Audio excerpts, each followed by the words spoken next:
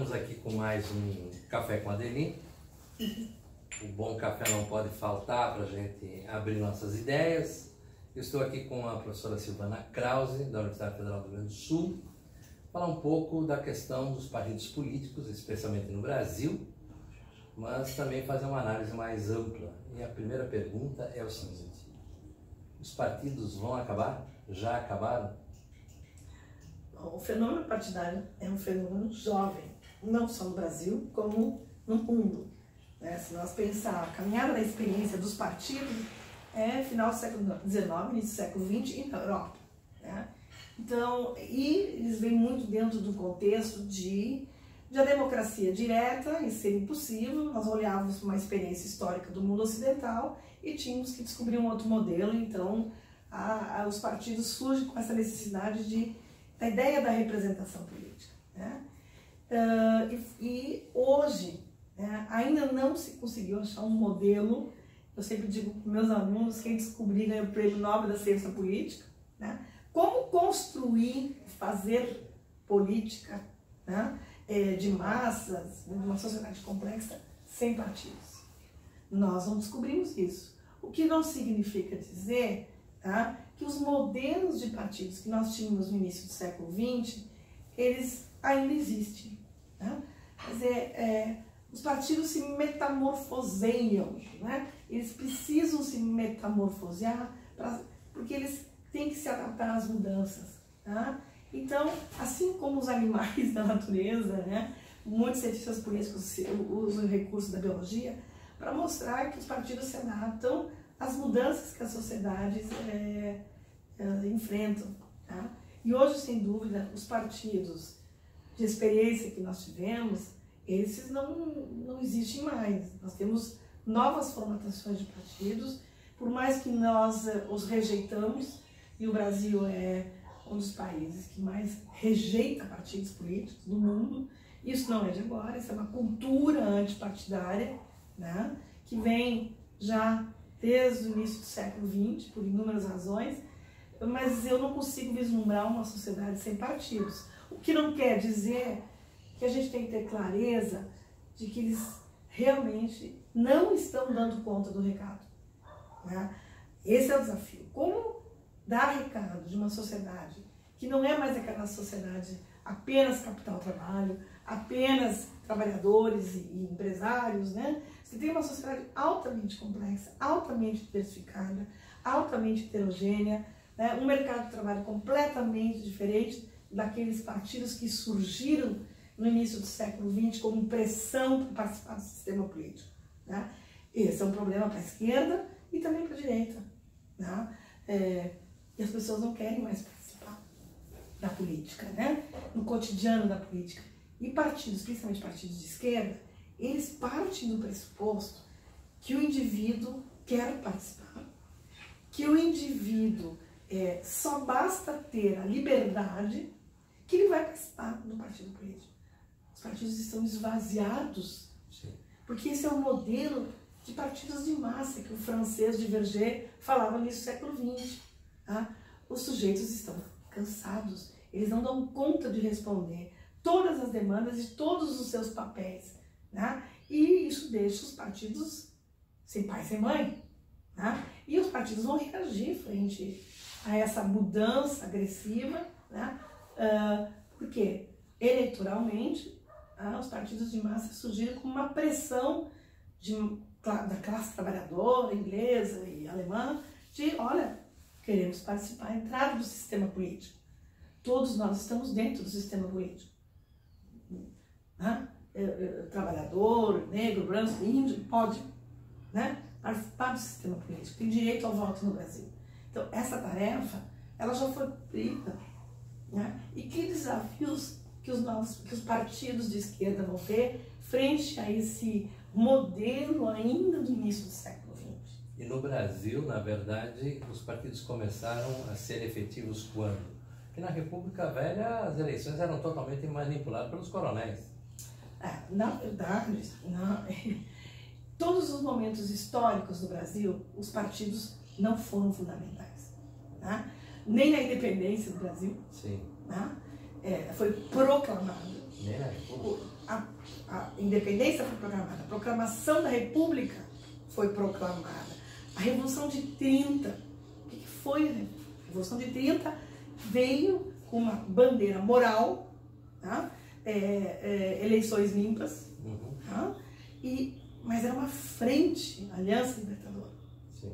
Né? Era uma frente de unificação, mas sem um projeto, claro.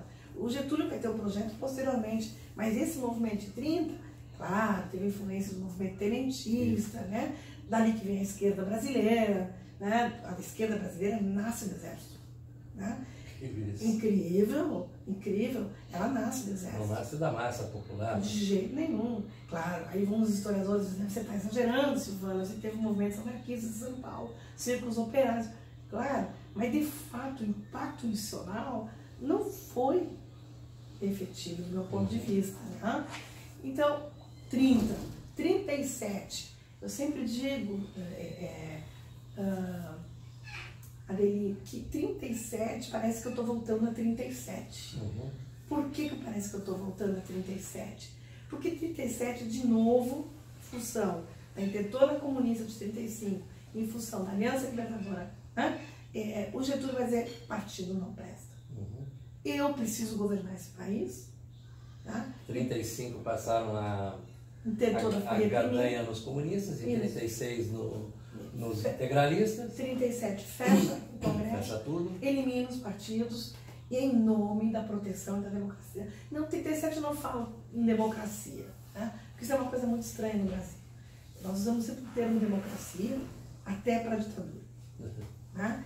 Então, 37, eu sempre digo que a campanha, tá, de 37 ela se assemelha, num certo sentido, à escola sem partido. Por quê? Porque a escola sem partido, eu digo isso no movimento MBL, para me escutar, eu digo isso, vocês estão voltando para 37, vocês estão dizendo escola sem partido. Por que vocês não dizem escola com partidos? Se vocês têm uma crítica ao período petista, que as escolas foram doutrinadas, vamos assumir esse argumento. Tá? Por que não fazer uma campanha de que as escolas, no plural, eu seria a primeira a ir para a rua e dizer, não, escola com partido não. Né? E sem partido também não. Eu quero escolas com partidos no plural. Nisso, como cientista política, eu me identifico. Agora, escola sem partido é uma coisa impressionante. Parece que nós estamos voltando para o discurso nacionalista do Getúlio em 37. De novo aquela cultura antipartidária. Né? Que a nossa alma é uma alma que não consegue sair da sua carga genética. O PT fez essa mudança. O PT, sendo ou não a favor do PT, né? O PT trouxe uma caminhada diferenciada, né? Tanto que toda a tradição partidária no Brasil, ela é um contraponto, né? O PT foi um contraponto e os partidos da direita tiveram que reagir, tiveram que se profissionalizar muito mais com a entrada do PT, com uma história completamente diferenciada de toda a tradição brasileira. Mas a gente sabe que a opção do PT também trouxe alguns desafios para o PT, enfim, né? Mas a cultura partidária brasileira, ela foi rompida, sem dúvida, com a entrada do PT. Isso qualquer cientista político disse isso. Toda a preferência partidária ou o partidarismo negativo, ele é construído em relação ao PT. Então, ele é a referência. Né? Então, eu estou falando um pouco, não da tua pergunta, se os partidos são importantes. Eu ainda não consegui descobrir outra coisa. Agora, os modelos de funcionamento são um problema. São um problema. Alguma criação, né? Porque pensar que vai trazer militantes, que vai trazer a participação física, acabou. E o que os partidos teriam que fazer? Um partido tipo o PT, que é um partido de esquerda, um partido tão criticado nos dias atuais, afinal de contas, é uma refundação, uma recriação, ou é entender que partido de massa não vai mais existir? A primeira coisa, quando a gente quer enfrentar um desafio novo, é saber da onde a gente veio, por que a gente se transformou e o que com essa transformação acabou comprometendo alguns projetos. Né? O PT, ano passado, com a polarização política, né, eu sempre bati nessa tecla do PT, e a esquerda, não só a brasileira, na América Latina, ela optou pela democracia representativa.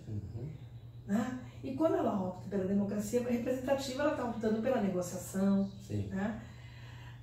É um ponto fora da curva e a entrada no sistema é realmente...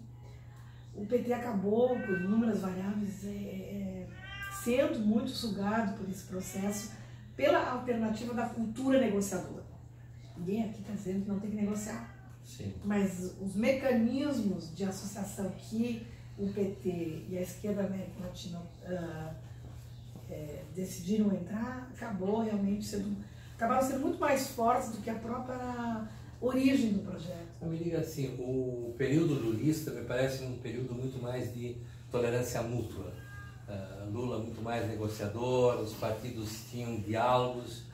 Com Dilma não diminuiu essa tolerância mútua, não houve uma certa polarização, uma sectarização, inclusive a partir do PT e da própria presidenta eleita? Sem dúvida. Adeli, existem hoje muitas reflexões dentro... Eu estou falando como cientista político. Perfeito. Muitas reflexões. Esse é o objetivo. Existem muitas reflexões em nível internacional, porque sempre se imaginou, na área da ciência política, que as variáveis institucionais eram importantíssimas, né, para a estabilidade democrática. Né? Variáveis institucionais, sistema de governo, sistema eleitoral, sistema de financiamento de partido, né, perfil de votação, engenharia eleitoral como um todo, enfim. E o que hoje se começa, dentro dessa tua pergunta, o que hoje se começa a cada vez mais ficar claro para os cientistas políticos, eles estão indo para essa linha de pesquisa, as lideranças fazem diferença também. O papel do indivíduo na história? O papel do indivíduo. Né?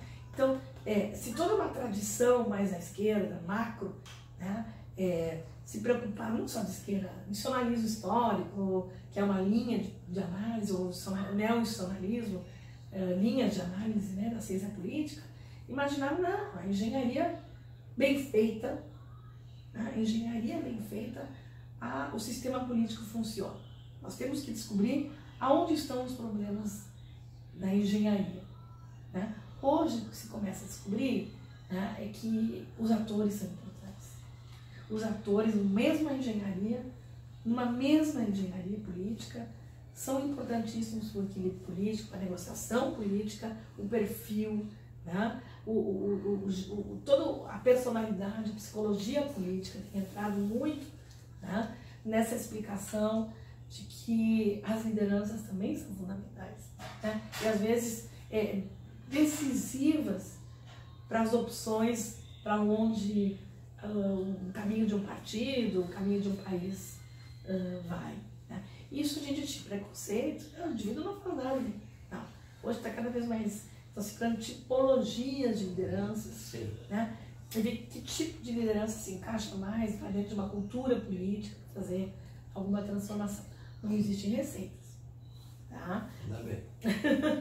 Mas o ator político, a liderança política tem cada vez se tornado uma preocupação dos cientistas políticos, porque a instabilidade política está voltando, né? Nós estamos cada vez mais... Dentro das lideranças políticas brasileiras, dos partidos políticos em geral, as lideranças também são bastante instáveis. Tá? Nós temos uma figura que conhece o Brasil, que estuda o Brasil, que é o Ciro Gomes, que está vinculado a um partido que tem uma história importante no Brasil, né, o trabalhismo, mas também tem dificuldades de lidar com o contraditório.